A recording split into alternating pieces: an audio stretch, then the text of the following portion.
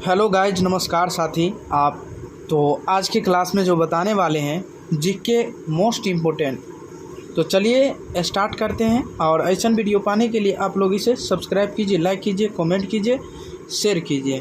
तो चलिए बताते हैं। सबसे पहले कि आपका क्वेश्चन है कि भारत के यानी मौद्रिक नोटों पर किसके हस्ताक्षर होते हैं, यानी किसके हस्ताक्षर होते हैं। तो भारतीय रिजर्व बैंक के गवर्नर का, किसका? भारतीय रिजर्व बैंक के यानी गवर्नर का, ठीक है ना। चलिए, भारत में मुद्रा जारी करने का यानी एकाधिकार किसके पास है, यानी भारत में मुद्रा जारी करने का एकाधिकार किसके पास है। तो भारतीय रिजर्व बैंक के पास। किसके पास? भारतीय रिजर्व बैंक के पास ही है।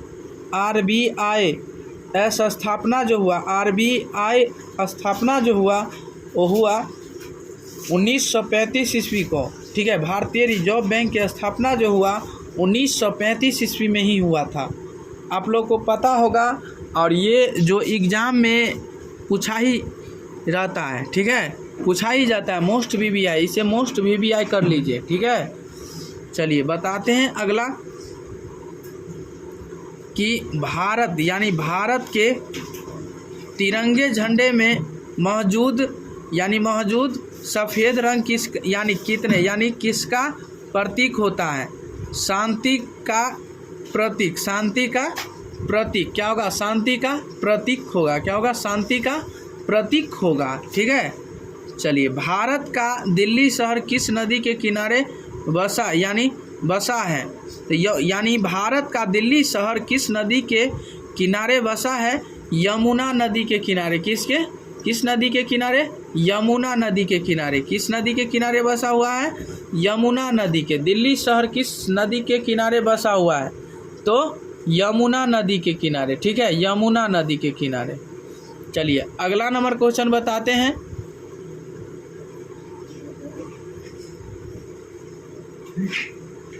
किस प्राचीन वेद में संगीत का उल्लेख मिलता है, यानी किस प्राचीन वेद में संगीत का उल्लेख मिलता है। तो सामवेद, यानी सामवेद में। किसमें? सामवेद में। किसमें? सामवेद में मिलता है, ठीक है, सामवेद में मिलता ही है, ठीक है। हमारे मस्तिष्क का लगभग 80% हिस्सा बना हुआ है किस चीज़ से? हमारे शरीर में, यानी हमारे शरीर मस्तिष्क का लगभग 80% क्या चीज़ से मतलब बना हुआ है। तो ध्यान देंगे, पानी से। किससे? पानी से ही बना हुआ है। 80% हिस्सा लगभग में पानी से ही बना है। चलिए अगला नंबर, हमारे द्वारा सांस में ली गई ऑक्सीजन का लगभग कितना प्रतिशत हमारा मस्तिष्क अवशोषित कर लेता है, यानी मस्तिष्क ऑक्सीजन जो है सांस कितना प्रतिशत यानी अवशोषित कर लेता है। तो 80%। कितना? 80% अवशोषित कर लेता है। 80% अवशोषित कर लेता है। चलिए, गाजर किस विटामिन का एक समृद्ध स्रोत है, यानी समृद्ध स्रोत है। तो विटामिन ए का। गाजर किस, यानी गाजर जो है गाजर किस विटामिन का एक समृद्ध स्रोत है। तो विटामिन ए का। किसका? विटामिन ए का ही है। तो ऑर्निथोलॉजी में किसका अध्ययन किया जाता है? तो पक्षियों का ही किया जाता है। किसको? पक्षियों का ही उपयोग किया जाता है। बताइएगा कि नींबू में कौन सा अम्ल पाया जाता है, यानी नींबू में कौन सा अम्ल पाया जाता है। नींबू में कौन सा अम्ल पाया जाता है?